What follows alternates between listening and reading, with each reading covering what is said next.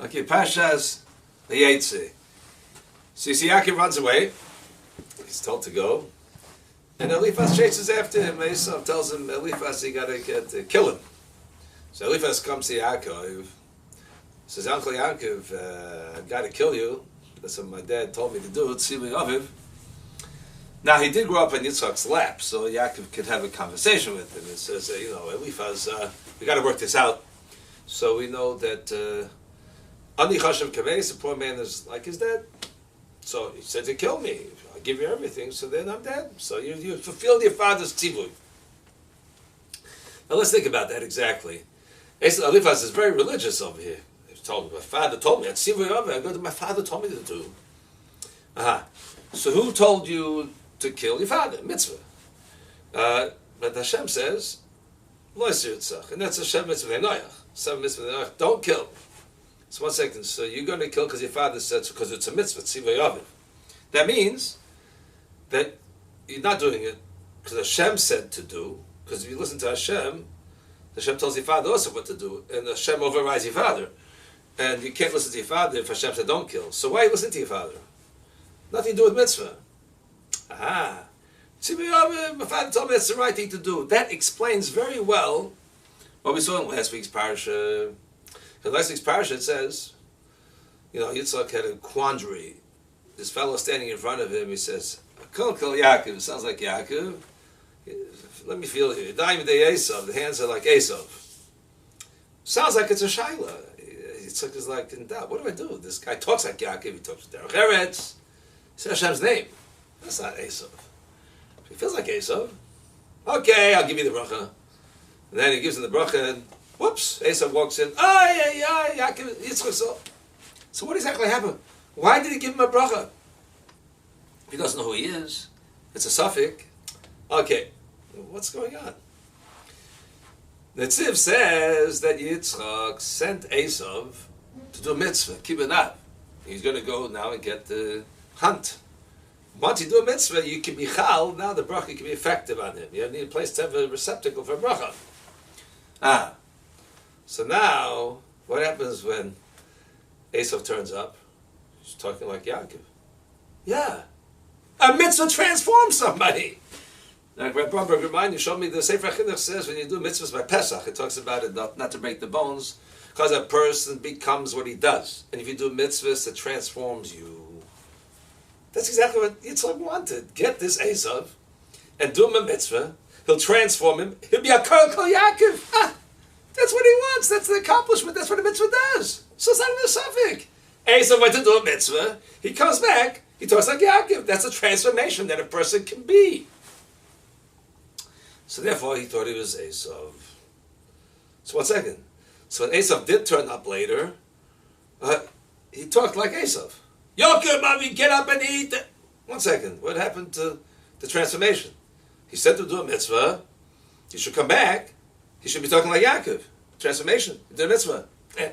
And Esav excelled in the mitzvahs kibbutz av. And the Yaakov Galinsky says after this whole episode, he was still there another 50 years till Yitzchak passed away. So that means he was there with his father, Meshameshiv. Did he ever change in his life? If a person does a mitzvah, good, Rebbe's mitzvah. You do a mitzvah, he'll bring it to another mitzvah. Nothing changed. He was out to kill Yaakov. He was, he had to wait till his anger calmed down. Then he went to kill Yaakov, like we see in the parasha next week. He went to kill him after his anger calmed down. Because his mother only said, I'm going to send somebody, Yomim Achadim. She sent Devorah to get Yaakov. That means his anger calmed down. He came to kill him. Now he's coming to kill Bashita. He's not angry anymore, but now he's coming to Bashita. Esav said, Yaakov. But what happened to his mitzvah? A mitzvah. He did the mitzvah and he excelled at mitzvahs kibbutz av. Well, you see from Eliphaz what the mitzvah means. Nothing to do with the Rebbeinu Shalom. And mitzvah is mitzaveh, and you do the mitzvah, and tzaveh, you become together. So the person doing the mitzvah becomes one with the one giving the mitzvah. Esav missed it, because there's no mitzvah here. And that's why Yitzchak thought Esav here. At least he believed, he's going to be, and therefore he'll do the mitzvah to do with the Rebbeinu Shalom. He's not doing mitzvah to connect to Rebbeinu Shalom. He's doing mitzvah. It's not connected to Hashem. That's what the Rambam says by Chassidim B'Zoylam. If they do it as a person does a mitzvah because Hashem said to do the mitzvahs. Zayin mitzvahs, b'nei noyach. They're connected not because they make up. I think the Lashon Rambam is quoted as the tipshim, because it's man-made. You're deciding this is the right thing to do, not to do with Hashem. So it's no connection. So therefore, Esav there's a disconnect. They never connect in the first place. Now, just very crucial, Yaakov Avinu goes to Haran and he remembers, I didn't daven in the Makom HaMikdash. He turns around to go back. Kvitzas HaDerech. Okay, Rashi said the mountain came to him. Whatever it was, the Kvitzas HaDerech. So now he gets to Makom HaMikdash and he davens. What happens after davening? Ma'ariv. Now it's still daylight. Yaakov's ready to leave. And Kodesh Baruch says, "Tzadik zeh bo lebeis Maloni.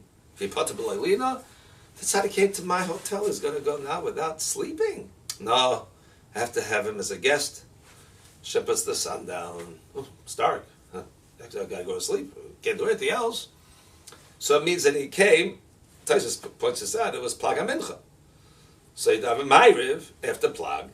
Still got an hour of daylight left to go. He can travel. He's ready to pick up to leave, and he goes. Hashem says, the tzaddik's here. Let him sleep here.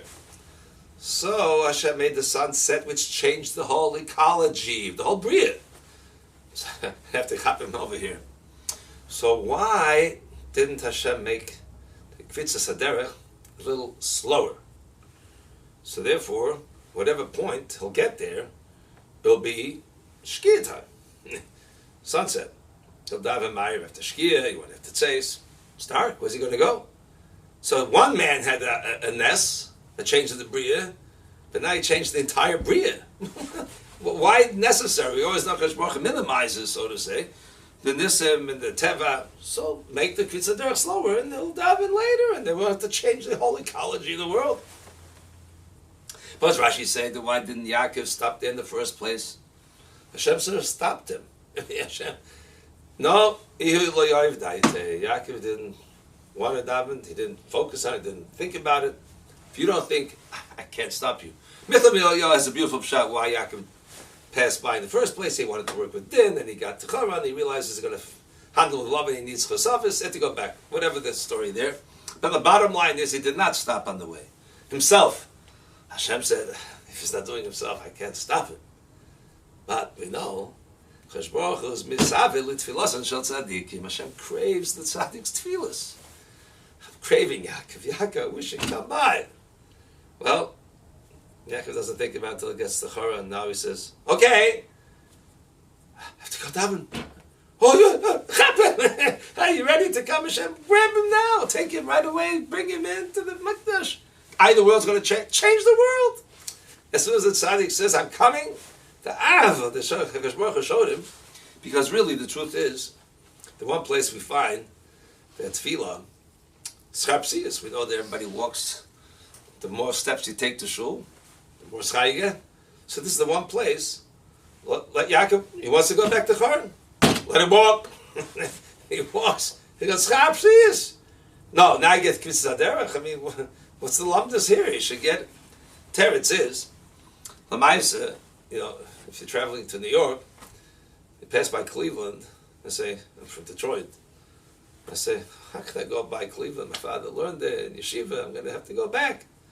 If you turn around in New York on George Washington Bridge and say, I'm going back to Cleveland, to go back to daven there, if you machshav that much, boy, you get this psias.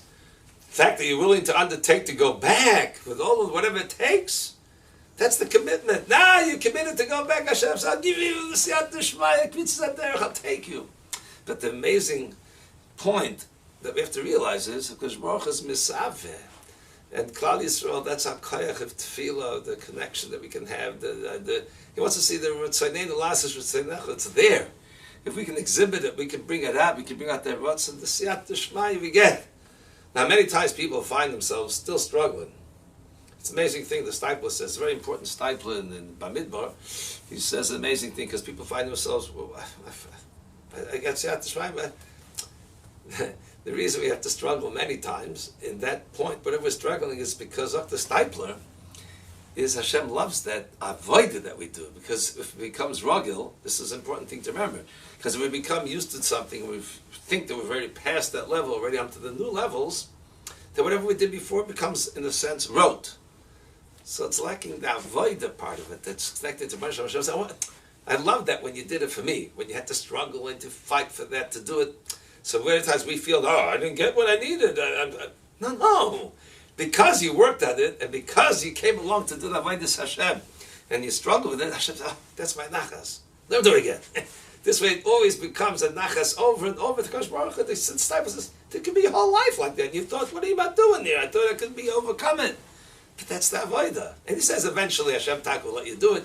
You'll become that recognizing that what the Hashem wants from us is put the jump in, let the siyat d'shmaya. And even then, many times, even though we might find ourselves thinking that we're struggling with it again, what happened? It's because Hashem wants the avodah from us, that we should serve Him to do l'shem l'bayis shalom.